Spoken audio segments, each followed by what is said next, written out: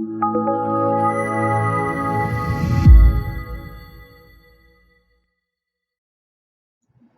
welcome back to my channel. This is Gaming Dom, and I've just got back from my summer holidays. Lucky old me, went to the island of Crete, homeland of Zeus.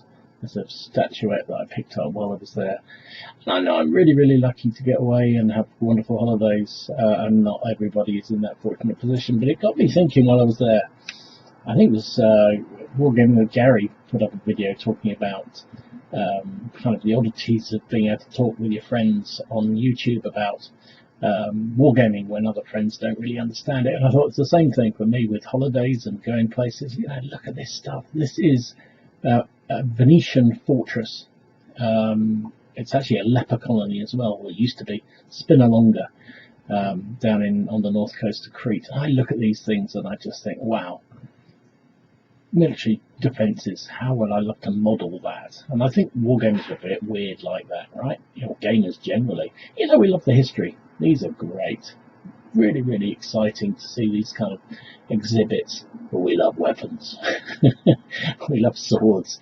This is a Minoan swords from Crete. 3000 BC, something like that. Beautiful art, obviously. Beautiful art. These are the ball dancers you get in the Minoan culture, but we love spears. Spears and swords are very exciting. And I thought this is a weird thing about wargaming. Oh, did I mention axes? Like them too. You know, wargamers and gamers generally, we're big into history. We love this sort of stuff, right? But we love war most. That's what interests us most. Not because we're bloodthirsty or anything else. Well, most of us aren't. But I think it's fascinating, absolutely fascinating. And what beauty of this hobby is you've met with like-minded people who can have a similar interest. Look at the helmets, boar's tusks, boar's ribs, sorry. You know, and these sort of things. I look at this statue, and most people think lovely statue. I think nice armour. How can I paint that? Another Venetian fortress. This was, I can't remember exactly where this is, but Crete is littered with Minoan sites and then Venetian fortresses, because the city or the island was home to the Venetians for a couple of hundred years before the Ottomans took over. But look at these things, and it's just absolutely awesome. Loved it. Beautiful place to visit. If you get a chance to go to Crete, really thoroughly enjoy it. So while you're there, you also get, well, I get sort of lots of inspiration for new projects. This is my new favourite place in the world. This is the Greek city of Lato. Unlike the rest of Crete, it's not Minoan. This is Dorian Greek. Most of it sort of from 4th and 3rd century BCs. It's a fabulous place. Let me show you some. That's amazing views from up here from the mountains.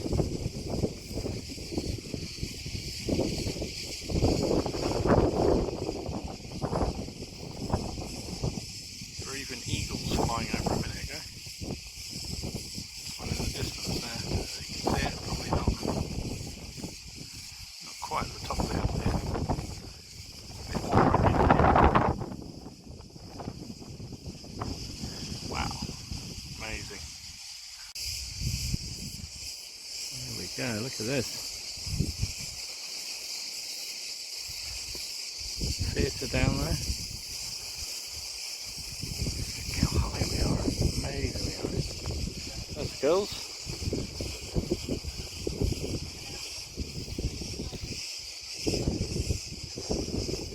Behind the railings there is the water cistern for the city.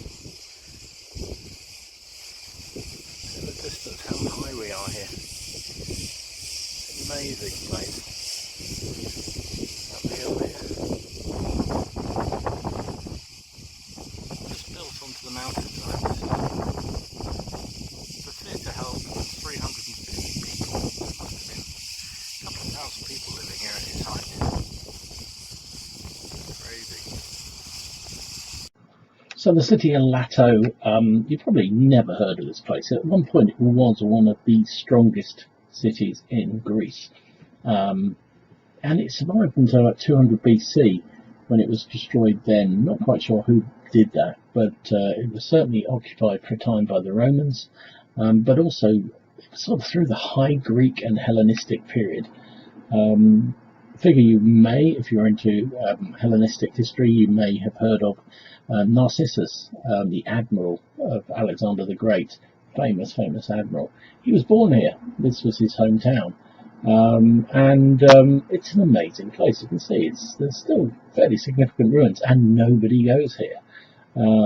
It's about nearly 400 meters above sea level, so pretty high up. Amazing views. I mentioned in one of the videos, I've not already heard, that there are eagles circling over the site, which is just absolutely awesome. So this becomes my home for my newest project. So not only does holiday cost me rather a lot of money in terms of going away and having fun and with the family, but also when I got back there were a whole pile of figures waiting for me, because yes, I had to develop a new faction. So I'm working on a Greek hoplite force, probably for the SPQR Warlord skirmish rules. Quite fancy the idea of that. And it's going to be based around this city. All the guys are coming from the city of Orato. So there'll be Greek hoplites with Cretan archers, all sorts of goodness and fun. And it just made me laugh, thinking about what Gary was saying about how we love talking to wargaming buddies about wargaming. I find every time I go anywhere, I'm a bit obsessed about, how would this be played out on the tabletop? What kind of games could I play? What kind of adaptations? Let's have a look at the weapons. That's just me, maybe. Maybe not, because I don't think it's true. I think we all like it.